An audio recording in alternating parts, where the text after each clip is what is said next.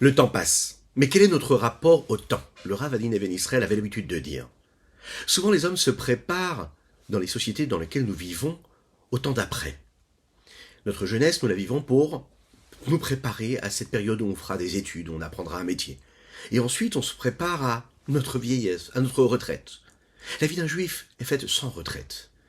Elle doit être vécue de manière pleine, en pleine conscience. Lorsqu'on est enfant, on doit vivre cela, non pas pour se préparer au temps d'après, mais le vivre au temps présent. Lorsque l'on grandit, on fait ses études, on apprend un métier, on le vit de manière pleine. Parce qu'un juif, il marque son temps par son attachement à Dieu, à quelque chose qui le dépasse, à une forme d'éternité, d'infini. Cela donne une dimension phénoménale à sa vie de tous les jours, à son quotidien. Le temps se vit au présent. Bokir Tov les Koulam, bonjour à toutes et à tous. Je suis infiniment heureux de vous retrouver en cette magnifique matinée que Dieu nous offre sur la terre. J'espère que vous allez bien. On va développer ensemble notre Tanya du jour, celui d'aujourd'hui, celui de Shabbat également. On le fera ça ensemble. Et je vous invite à partager, à liker et commenter cette publication afin que nous soyons encore et toujours plus à étudier cette sainte Torah. Que Dieu vous bénisse d'ailleurs pour cela. Juste après donc, ces quelques notes de Nigun. Ay ay ay ay ay ay da ya ya ya ya ya ay ay ay ay ay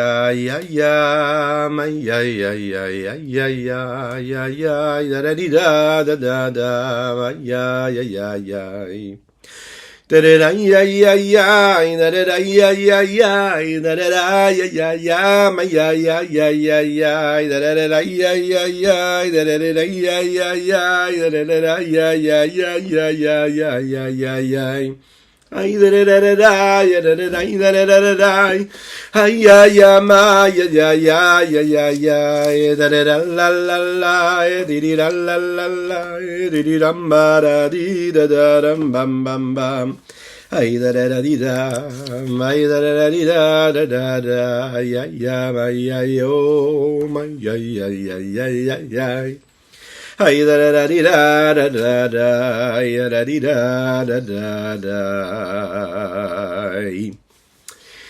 Il faut juger chaque juif pour ce qu'il a de meilleur en lui. Oui, mais voilà, nous avons un corps, nous avons une âme, nous avons un esprit, nous avons des émotions, des pulsions, des passions, des désirs. Et dans la fin de ce chapitre 7, le Rabbi Shlomo Zalman va nous parler de ce qu'un homme peut commettre, malheureusement, dans sa vie, à travers ce qu'il a et par ce dont il est doté, ses pouvoirs, ses puissances. Et bien sûr, ses pulsions et ses passions. Nous allons parler de la façon avec laquelle nous avons la possibilité de réparer nos fautes, des fautes très graves qu'on peut commettre. Et ce qui est rassurant, c'est que le Hayom Yom de ce Shabbat nous parle justement de cela. La façon avec laquelle on a la possibilité, en disant des mots de Torah 4 heures par jour, en disant du Teilim, en lisant du Chumash, en récitant des Mishnayot par cœur, par exemple, on a la possibilité de réparer les fautes les plus graves que nous ayons pu commettre pendant notre vie, pendant notre jeunesse, par exemple, ou même après. Et de cette façon-là, s'épargner de ce que nous avons appelé déjà hier et qu'on va appeler encore aujourd'hui, le Chibut HaKever, c'est-à-dire cette étape-là où le corps va à vivre quelque chose de très difficile, des réelles souffrances, des épreuves, ici-bas sur Terre, mais aussi également le Kaf HaKela, il y a une deuxième étape, juste après 120 ans, voilà, ou le plus tard possible, Ezrat Hashem, il y aura Mashiach avant, donc il n'y aura pas de problème, et que le corps vit pour expier les fautes qu'il a pu commettre pendant sa vie, juste avant de rentrer vers Ezrat Hashem au Gan Eden. Le Rabbi de Lubavitch nous dit dans la Yom Yom, dire pendant 4 heures, tous les jours, des mots de Torah. On est au travail, on est dans le métro, on est dans le train, dans l'avion, on est chez soi à la maison, on est dans la voiture, et on connaît des textes par cœur, on répète des mots de Torah. Dire des mots de Torah, dire des lettres de sainteté, eh bien ça nous permet de nous expier de toutes ces fautes très graves que nous ayons pu commettre. Une de ces fautes-là, dont nous allons parler aujourd'hui dans cette fin de chapitre, c'est la faute de la Zera Levatala. La gravité de cette histoire-là, c'est quoi? C'est que c'est un interdit qui est très grave, et on va nous donner la possibilité de le réparer. Mais tout simplement, le fait de faire sortir une goutte de semence, qui va être émise par pure perte, d'accord? On n'est pas dans une relation, dans une union qui est saine, qui est sainte, qui est pure, d'une construction. C'est considéré, d'après les sages, comme une personne qui jetterait la vie d'une personne. Parce qu'en fait, chaque petite goutte est en mesure de créer, même si il n'y a pas toutes les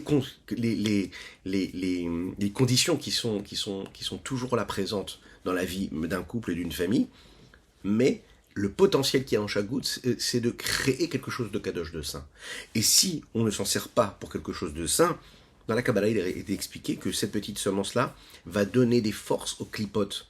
Ces énergies-là qui sont sorties sans raison réelle de gdusha, de sainteté, eh bien, ça va donner de l'énergie aux forces de l'impureté. Et nous, ce qu'on veut, c'est donner uniquement des forces à la sainteté. On ne veut pas qu'il y ait de force pour l'impureté. Malheureusement, si ça arrive, il va falloir réparer cela. Et comment est-ce qu'on rappelle cela? On répare cela. Regardons dans les mots ce que le Rabbi Shlomo Zalman nous dit ici. Toute cette vitalité qui vient de ces gouttes-là de semences qui sont sorties inutilement. Ok. Bien que ce soit descendu et entré dans les 3 écorces de l'impureté, avec une belle teshuva, une vraie teshuva, on a la possibilité et la capacité d'élever et de faire repartir, de ressortir ces énergies-là qui sont tombées dans l'impureté. Lorsqu'on va dormir et avant de dormir, on fait le Kriyat Shema, on lit le schéma que nous appelons celui qui est juste avant d'aller dormir. Pas celui d'Arvit, le Kriyat Shema à la Mita. Et on le fait avec une belle concentration, on demande pardon à Kadosh Baruch, on demande pardon à Dieu. Et bien là, à ce moment-là, on est capable d'aller extriper quelque part ces énergies qui étaient tombées dans l'impureté la plus totale pour les élever vers la sainteté. Lorsque l'on est capable de faire cela, comme d'ailleurs c'est rappelé dans les Kaloda Meharizal, comme le Rabbi Yitzhak Luria nous le dit, ou Merumaz Bagamara et c'est mis en allusion dans le Talmud, Kolakori Kriyat Shema Limitato, Kilu Oches Rev Shel Shtepiyot. Tout celui qui lit bien le Kriyat Shema juste avant d'aller dormir, c'est un peu comme si il tenait en lui, dans ses mains, une épée à double tranchant. Vous imaginez un petit peu ce que cela veut dire. Les dégâts sont considérables. Mais pourquoi? Parce qu'à ce moment-là, il a la possibilité de briser, de tuer, de faire disparaître toutes les forces de l'impureté, les forces extérieures, qui sont devenus des vêtements, des outils et des moyens d'expression à la vitalité de l'âme parce qu'il y a eu des fautes qui ont été commises par ce corps-là. Je prends cette arme-là avec moi quand je fais Kriyat Shema à la Mita, et puis je peux faire partir et disparaître ces forces de l'impureté. Et puis, et je rapporte, et je rattrape, et je vais chercher cette vitalité qui était tombée dans l'impureté, et je la ramène quelque part dans une bonne, dans un bon élément. C'est la raison pour laquelle, c'est la raison pour laquelle n'est pas rappelé dans la Torah écrite l'interdit de la Zera Levatela, de ces semences-là par pure perte. Pourquoi? Et dans toutes les autres relations interdites que nous pourrions avoir, que nous ne devrions pas avoir. Même lui dit le Rabbi Shlomo Zalman, même si c'est plus grave que d'avoir des relations interdites. Et la grandeur de sa faute, elle est tellement grande par rapport à la touma et les clipotes qu'on crée à travers cette faute-là. Shemolid ou marbe bimod meod, que l'on fait naître et que l'on crée, qu'on le multiplie énormément en faisant sortir cette petite semence inutilement. Yoter mi biotasurot, plus que quand la personne a des relations interdites. Rak. La seule chose qui est différente, c'est quoi? Chez mes biotasurot, dans les relations interdites, mosif poav chayut biklipat ou ma bioter. Il rajoute de la vitalité dans l'écorce de l'impureté plus. Il ne pourra pas l'élever, cette vitalité-là, en faisant tchouva. Et là, si ce n'est qu'il fasse une teshuva tellement grande, tellement puissante, énorme. Cette tchouva, elle est tellement grande, elle vient d'un amour qui est tellement grand qu'il dépasse même tous les niveaux de l'amour qu'un homme peut ressentir pour Dieu. Et là, à ce moment-là, tous ces méfaits, toutes ces avérotes, tout ce qu'il a fait de négatif devient quelque chose de positif. Ça veut dire qu'on arrive à un niveau qui est très très très élevé. C'est pas qu'on ait pardonné des fautes, c'est que les fautes, elles sont devenues des mérites. Et comme il est expliqué dans le Torah de cette semaine, Rabbi Shlomo Zalman nous explique que la Havaraba, c'est une dimension d'amour que nous avons pour Dieu qui dépasse celle de la Ahavat Olam. Succinctement, c'est que la Havaraba, elle dépasse le fait que j'aime parce que j'ai compris, parce que ça m'apporte quelque chose. C'est un amour qui est complètement désintéressé, qui est même au-delà de ce que l'amour peut être en tant qu'amour parce que ça donne. C'est-à-dire l'amour par rapport à l'autre, par rapport à autrui, par rapport à autre chose. C'est un peu comme si on était capable de parler des bienfaits du soleil indépendamment du fait que le soleil nous réchauffe ou nous éclaire. Le soleil pour ce qu'il est, la lumière pour ce qu'elle est, indépendamment du fait que la lumière nous éclaire. aimer véritablement son épouse, aimer véritablement Dieu, c'est quand on est capable de l'aimer indépendamment du fait qu'il soit celui qui nous donne quelque chose, en fonction de ce que j'éprouve, ou ce que ça m'apporte, ou ce que ça crée en moi. Non, aimer pour aimer juste la chose, indépendamment du fait de ce qu'elle me donne. Ce qu'on appelle avaraba, si on peut l'expliquer un peu comme ça, de manière résumée. C'est un niveau qui est très très élevé. Et quand on a réussi à aimer Akadosh Baruch Hu de cette façon-là, indépendamment du fait qu'il soit là pour me pardonner ou pas me pardonner, me donner ou pas me donner, qu'il soit grand ou etc. C'est réfléchir à sa grandeur et sa puissance, à sa réalité, indépendamment du fait qu'il soit le Dieu créateur, mais Dieu parce qu'il est Dieu. C'est ce qu'on appelle avaraba. Et ça, quand on arrive à la source de la source qui dépasse toutes les limites et toutes les définitions, les traits de caractère et les enchaînements des différents mondes, des différents niveaux, on va au sommet. On va dans l'essence même de l'infini du Saint béni soit-il. Alors là, on est au-dessus de tout. Et comme on est au-dessus de tout, on est capable de transformer ce qui a été une avéra en une mitzvah. Une avéra en un mérite. Ça, même les fautes les plus graves que nous ayons pu commettre, on peut les réparer en faisant cette véritable teshuva. Pour ça, il faut réveiller un amour qui est phénoménal pour Dieu. Aga, et la petite note, Mipne chez Nikleta Bisot Denouva des Klipa. Quand il y a une relation interdite, alors la vitalité, elle est incluse et elle entre dans ce que nous appelons le niveau de Yesod. Yesod de Nekeva, de celle qui reçoit, dans la klipa de l'écorce. Amekabel de Koletet Achiyut Magdusha, elle va prendre cette vitalité qui vient de la Gdusha. Shenkin Bezra Atela, ce qui n'est pas le cas quand il y a une semence par peur perte. She'en Sham Bechinat Nukva de Klipa, il n'y a pas de réceptacle qui reçoit. Dans la relation interdite, il y a la femme qui elle reçoit quelque chose. Là, il n'y a personne qui reçoit quoi que ce soit. Donc, qu'est-ce qui se passe à ce moment-là? Cette vitalité-là, c'est réellement une pure perte qui n'a même pas où se poser. Chez une Shabrinat Nukva de Klipa, chez Kochotea Vechelotea, Malbishim la Chayut Shubetipot qui doit de Chen. Là, ce qui se passe, c'est qu'en fait, ces potentiels, ces énergies de la Klipa vont l'entourer et vont l'habiller, vont créer ce vêtement-là pour la recevoir. Donc c'est potentiel, pas seulement ces réceptacles. Et donc comme on est juste au niveau des potentiels et qu'il n'y a pas de réceptacle qui reçoit cela, on aura la possibilité avec une véritable teshuva d'élever et de nous faire pardonner et de transformer ça en mérite. Mais ça demande beaucoup d'efforts. Et avant de dormir tous les soirs, il faut réfléchir à ces fautes-là et demander pardon à Dieu. Et par cela, on pourra comprendre ce que les sages nous disent de mémoire bénie. Il n'y a pas pire que quelque chose qu'on ne pourrait pas réparer, en fait. C'est celui qui va avoir une relation avec une personne avec qui il n'a pas le droit d'avoir cette relation, une relation qui est vraiment en dehors de ce qui est permis, et il va donner naissance à un mamzer, que Dieu nous en préserve. Chez Az, à ce moment-là, après la naissance de ce mamzer, même si après il fait une grande échouva, Azaï, il ne pourra pas élever, ramener la vitalité qui a été mise ici, dans cette impureté-là, dans cet acte-là, vers la sainteté. Parce que quelque part, comme dans la Haga, comme dans la note ici, il nous l'a dit ici, dans ces relations interdites, il y a un réceptacle qui reçoit cette vitalité. Et dès l'instant où cette vitalité elle a créé un réceptacle, on ne peut pas réparer le réceptacle qui a été créé. Que Dieu nous en préserve, que Dieu nous donne les forces, c'est comme le dit le Rabbi Lubavitch ici dans la Yom Yom. Vraiment. Lire encore. Dire des mots de Torah. Apprendre des Mishnayot par cœur. Apprendre du Tanya par cœur. Apprendre la Chassidut par cœur. Réciter à chaque moment de notre existence. 4 heures par jour. Ça expie nos fautes. C'est un vaste programme. Mais ça nous permet quand même de savoir qu'on a la possibilité de se changer quelque part. L'chaim.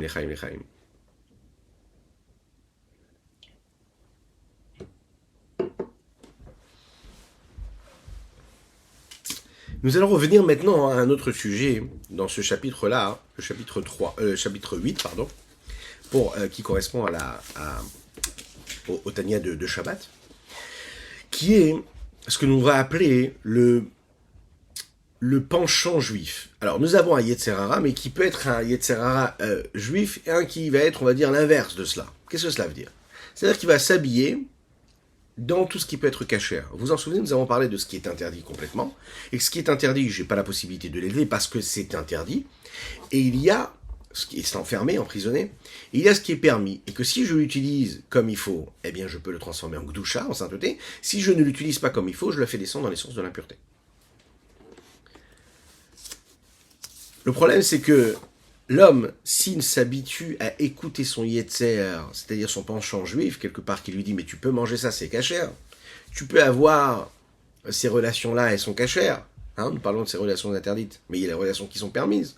Donc si c'est permis, il n'y a pas de problème a priori. Mais là, ce qu'on va te dire, c'est que le principe, il est comme ça. Plus tu vas nourrir ton yetzer, ton penchant, et plus il va t'en demander encore et encore. Et le problème, c'est que quand tu lui en demandes trop, et que lui, il t'en donne trop, eh bien, l'être humain, il est comme ça. Ensuite, il a besoin de... Ça ne lui suffit pas. Donc après, il va frôler avec les limites. D'accord? Et il frôle les limites, et il peut, que Dieu nous en préserve, tomber vers l'interdit. Donc, c'est la raison pour laquelle on te demande de te sanctifier même dans ce qui t'est permis, parce que de cette façon-là, tu te gardes de ne pas te retrouver un jour face à l'interdit. Veotzot. Il est dit comme ça. Mais Machalot asurot shel karnichem et shel misur, dans les nourritures interdites, c'est la raison pour laquelle c'est appelé interdit. Asur mipnei sh'af mishach al machal isur belo oda. Parce que même une personne qui a mangé un aliment qui est interdit sans le savoir, les shem shamein pour Dieu, c'est-à-dire que lui, il s'installe, il est persuadé que c'est kasher, il mange avec une bonne volonté, en se disant je vais avoir de la vitalité, je vais pouvoir servir Dieu. Donc a priori, lui, il a une vitalité, il le fait même pas pour se donner du plaisir. Non, il le fait vraiment pour prendre des forces. Maintenant, il savait pas que c'était interdit, que c'était pas caché. Qu'est-ce qui va se passer? La avod Hashem ekouach achila, vegam pal vasaken, il a fait comme ça, il a eu de l'énergie. Vekara, et ensuite il est parti étudier, vitpalel, il a pris, bekouach achila, avec la nourriture et le potentiel que cette nourriture lui a donné. Malheureusement, cette vitalité-là ne va pas s'habiller dans les lettres de la Torah ou de la Tefila qu'il a prononcées, Kemo a été comme quelque chose qui était permis. Pourquoi? Parce qu'en fait, cette nourriture-là, elle est enfermée, elle est enchaînée, reliée dans ce que nous appelons les forces de l'autre côté, c'est-à-dire l'inverse de la sainteté. Où ça? Dans les trois écorces de l'impureté. Des Rabbanan, même si c'est juste un interdit, entre guillemets juste, des Chachamim et non pas de la Torah écrite, chez Chamorim divrei sofrim, yoter midivrei Torah roulé, on sait que ce que les Chachamim nous interdisent, c'est encore plus important que ce qui a été écrit dans la Torah, donc c'est encore plus enfermé, et encore plus emprisonné. Si c'est interdit, c'est interdit. Mais la reine, c'est la raison pour laquelle.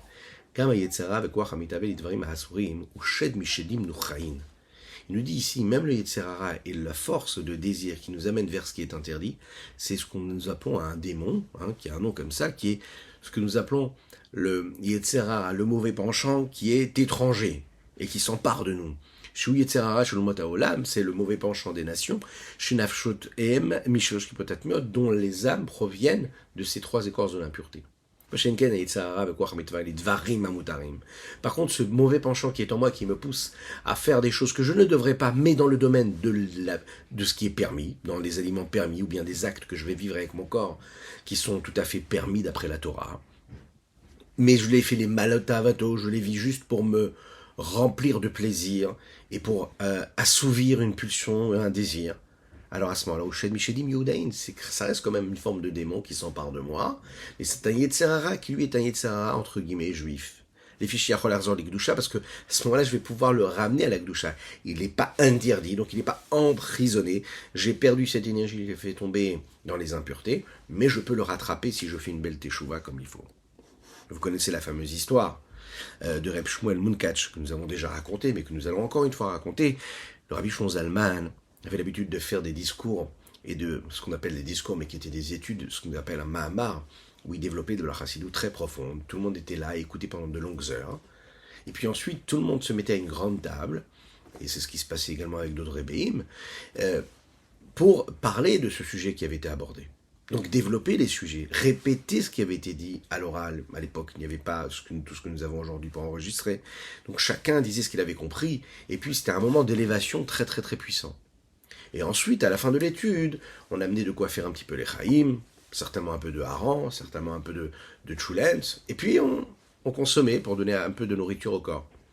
Voilà qu'un jour, tout le monde est assis ensemble, on est en train d'étudier, juste après c'était ce Mahamar qui a été dit par le Rabbi Shlomo Zalman, et l'odeur arrive du loin comme ça, et le boucher Reb Nathan arrive avec le grand plat. Et là, tout le monde est pris par cette odeur magnifique, et tout le monde oublie même qu'ils étaient en train d'étudier et quitte cet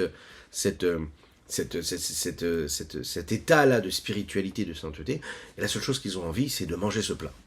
Maintenant, Reb Shmuel Munkach, qui était le grand chassid du Rabbi Shlomo Zalman de Liadi, on disait de lui qu'il était tellement proche de lui qu'à tel point qu'un jour on l'a retrouvé accroché comme ça, hein, juste devant la porte de la maison du Rabbi Shlomo Zalman. On lui a dit, mais qu'est-ce que tu fais là? Il a répondu, il a dit, de la même manière que le cordonnier, il met une grande chaussure à sa porte, que le pharmacien, il met une enseigne à sa porte, que le boucher, il met un morceau de viande à sa porte, eh bien moi, je suis le chassid du Rabbi, je veux savoir que, je veux raconter aux gens que, quand ils passent devant la maison du Rabbi Shlomo Zalman, mais ils voient ce que fait le Rabbi Shlomo Zalman, il fait des chassidim. Rabbi Shmuel Munkach qui est présent, il dit, c'est pas possible, il se passe quelque chose, c'est pas normal qu'il soit comme ça, capable de quitter un moment de spiritualité tellement grand pour une odeur de plat qui arrive au loin. Il court, il prend le plat, il se met à danser avec, à sauter à droite et à gauche, et à s'en aller, à courir avec le plat, et à renverser le plat dans la poubelle. Tout le monde lui saute dessus, mais qu'est-ce que tu as fait? Les enfants, les jeunes, les moins jeunes, ils ont faim, ils avaient vraiment envie de manger ce plat. Qu'est-ce que ça veut dire? Ils sont en train de lui sauter dessus, que là, Reb Nathan arrive en courant, et il dit, arrêtez tout, ne mangez pas. Pourquoi ne mangez pas? On s'est trompé, on a mis de la nourriture non cachère dans ce plat. Vous l'imaginez? Là, ils vont tous vers Reb Shmuel Munkach, ils lui disent, mais qu'est-ce qui s'est passé? Tu as ce qu'on appelle le roi HaKodesh, tu as un esprit saint, tu connais la vérité des choses, tu savais qu'il y avait quelque chose de non consommable, c'est pour ça que tu l'as jeté. Et là, Reb Shmuel Munkach, il les a regardés, il a dit, non, pas du tout. Je ne savais rien. La seule chose que je savais, c'est que quand j'ai rencontré le Rabbi Shlomo Zalman pour la première fois, j'ai décidé dans mon cœur de ne vouloir que ce que les plaisirs spirituels peuvent m'apporter. Et que quand il y a un plaisir matériel qui arrive, eh bien, je n'ai pas envie de le manger, j'ai pas de désir. Maintenant, ce plat, quand il est arrivé, j'ai vraiment eu envie de le manger. Et là, je me suis dit, c'est pas normal, parce que cette décision, je l'ai prise et j'ai réussi à me transformer. Comment ça se fait que j'ai vraiment envie de la manger? C'est qu'il doit y avoir quelque chose de pas net dans ce plat qui est tellement fort, qui réussit même à m'appeler. Donc, je l'ai jeté. Et je me suis dit, c'est pas normal, il doit y avoir quelque chose d'interdit dedans. Et on sait que c'est un principe, il faut savoir que quand on sent que notre corps a vraiment envie de quelque chose, c'est qu'il y a quelque chose qui n'est pas net. C'est comme ça. On doit se dire, ok, si mon corps vraiment en a envie, c'est que la pulsion, c'est que mon âme animale est trop en réveil, elle a trop envie de s'exprimer, c'est que je dois la calmer tout de suite. Il faut prendre un peu de recul, refroidir tout cela. Ce qui nous amène à comprendre ce qu'on est capable de faire et de transformer grâce à cette capacité que nous avons de faire teshuva.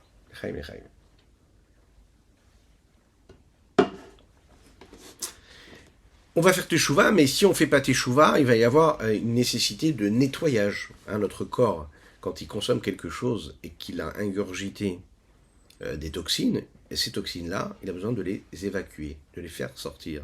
Ok. Lorsqu'on consomme un aliment, eh bien on prend des forces, on prend de l'énergie. Cet aliment-là va traverser tous les membres de notre corps et il va y avoir tout un processus qui se met en route pour ensuite faire sortir ce qui est négatif pour le corps. Eh bien nous c'est pareil. Un homme, dans sa vie, dans son grand projet de la vie, il va étudier la Torah. Il va pratiquer les mitzvot. Mais il va créer des énergies, de la vitalité qui est positive et qui est saine, et qui est sainte. Quand il va faire des avérotes, il a fait l'inverse. Il faut savoir que la chassidoute, elle avait une approche très particulière par rapport aux écrits du Moussar, ce que nous appelons. Dans la chassidoute, on va parler beaucoup moins des fautes, on parle plus de la réparation, de ce qu'on est capable de faire. Il y a tout un système qui a été mis en place par les chachamim, par nos sages, et qui nous permettent de réparer les fautes que nous avons pu commettre avec notre corps. Le Rabbi Shlomo Zalman ici nous dit ici comme ça. Une personne qui a profité avec son corps dans ce monde-là, c'est un programme qui a été prévu par les chachamim, par nos sages, va vivre deux étapes, ce qu'on appelle le chivut hakever et le kaf hakela. Mais dans les mots, il faut quand même nettoyer cela. Ach mikol makom. Il faut quand même le savoir. Kodem shechazar likdusha ou sitchacha ou klipa. Avant que j'ai fait teshuva, que j'ai transformé cette nourriture-là en gdusha, en sainteté, il reste ce qu'on appelle de la sitracha, de l'autre côté, de la klipa, de l'écorce. Même après avoir fait teshuva, arishum menu, il reste une forme de trace de cette nourriture qui reste collée au corps. Liot kimikol machal omashkena, c'était kevdam ou basamim saro, parce que on sait très bien que quand nous mangeons, nous créons quoi? Nous créons de l'énergie, nous créons de la chair, nous créons du sang,